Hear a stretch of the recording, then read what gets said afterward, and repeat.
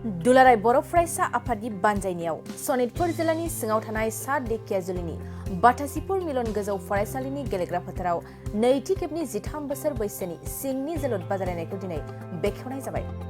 मख'नो गोनांदि बे हाबाफारियाव गाहाय आलासि महरै बाहागो लाफैयो रायजो सभानि सोद्रोमा रोनगोरा नार्जारी बिथाङा। लोगोसे बाहागो लादों बर' थुनलाइ आफादनि नेहाथारि डक्टर प्रणबज्योति नार्जारी, दुलाराय बर' फरायसा आफादनि बोसोनगिरि खुंख्रा सोरगियारि, लोगोसेनो ओनसोलनि गुबुन गुबुन माहारियारि आफादफोरनि दैदेनगिरिफोर आरो मेलेमजिबि बिथांमोना।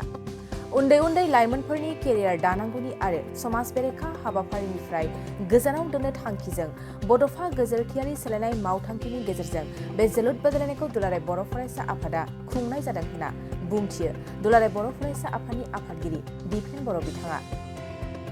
देग्लाय बोसोरनि 2023 मायथाइनि आन्डार 13 फुटबल टुर्नामेन्ट दुलाराय बर' फरायसा आफादजों खुंजानाय बे दिनै गिबि बेखेवजेननाय हाबाफारि आरो सनितपुर जिल्लानि बाटासिपुर मिलन हाई स्कुलनि बे गेवलां फोथाराव दिनै गान्धी जयन्तीनि बे गोथार सानाव दुलाराय बर' फरायसा आफादा बेखेवनाय हाबाफारिखौ लादों आरो बेयाव गाहाय आलासि महरै जोंनि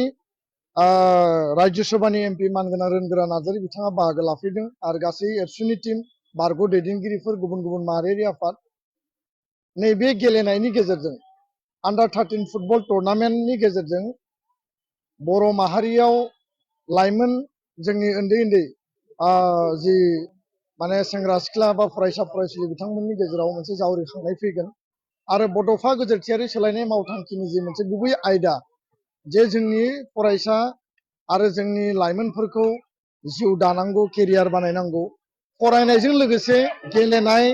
कालचार आरो गुबुन गुबुन बिथिङाव बिथांमोननि जिउखौ दानानै होनांगौ आरो एन्टि ससियेल जिखिनि एक्टिभिटि बिथांमोननि जि मोनसे स्पिरिट आरो इनार्जि बेखौ राइट ट्रेकआव इउज खालामनांगौ नङाब्ला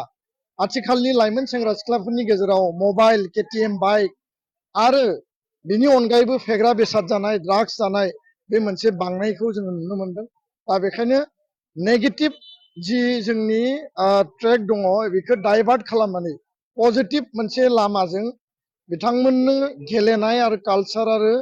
फरायनायनि गेजेरजों मोजां जिउ राहा दाना होनायनि थांखिजों जों बे हाबाफारिखौ लादों। गेलेनाया बर' माहारिनि मोनसे लाइफलाइन बायदि जाफैबाय आरो दिनै स्पर्ट्स फुटबल आरो गुबुन गुबुन इभेन्टआव बर'फ्रा नेसनेल इन्टारनेसनेल लेभेलाव दिनै जायगा आवग्रिनो हादों। बाटासिपुर ओनसोलाव नैबे 5 तारिखसिम जानो गोनां जि मोनसे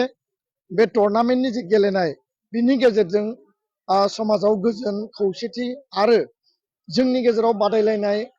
यां जेनेरेशननि गेजेराव मोनसे माने कम्पिटिटिभ जि स्पिरिट बे स्पिरिटआ थारैनो बांगोन आं बेखौ मिजिंथिबाय।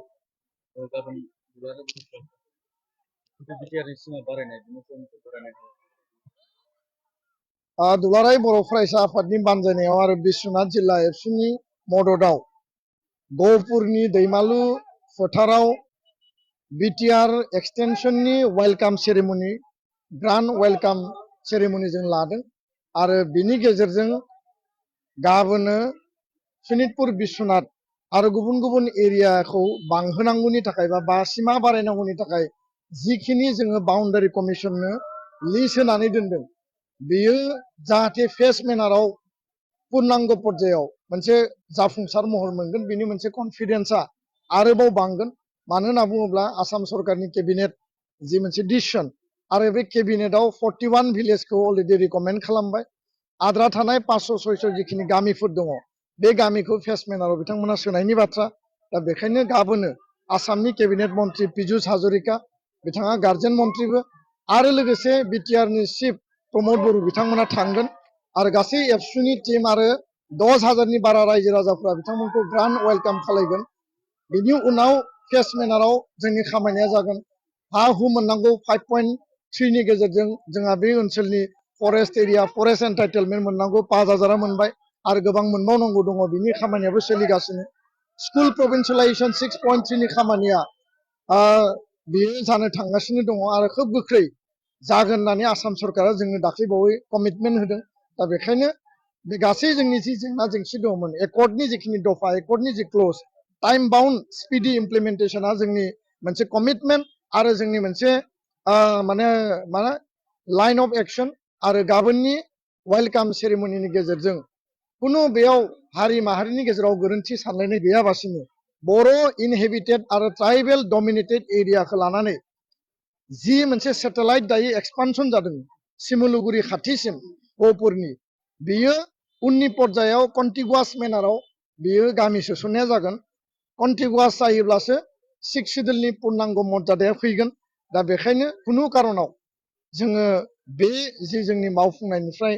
जोङो मालाबाबो सरकारखौ दोरोद होनाय नङा आरो खम समनि गेजेराव मावफुंनांगौनि थाखाय जों सरकारखौ नारसिनगोन बे इउनियन गभर्नमेन्टआनो जा स्टेट गभर्नमेन्टआनो जा गोजोन्थों फरायसा आफादा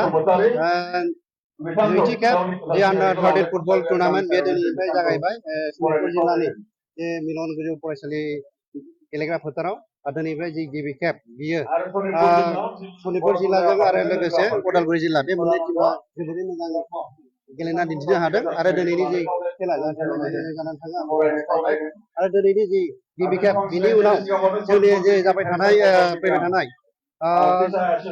गाबोननिफ्राय जानो गोनां जे मोनथाम जन बे जना जाहैबाय सनितपुर जिल्लानि बेहायनो मोनसे जन ओमफ्राय